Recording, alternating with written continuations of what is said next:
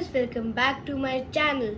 So today we are not doing coding or anything else, but we are unboxing this Avishkaar kit.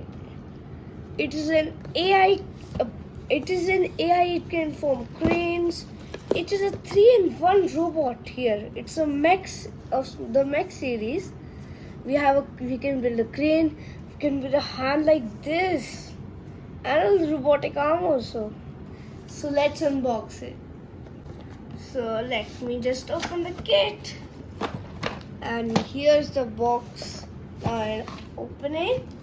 Let's see. Oh, there's a manual here with a pamphlet. Oh, there's stickers also.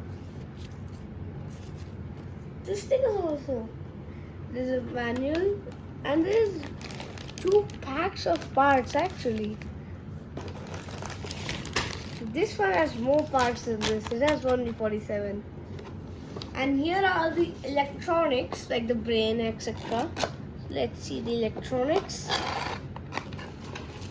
And this is the MEX core, the Avishkaar brain for this. And we have a big DC motor. Look at that. It's so big. It's like gigantic.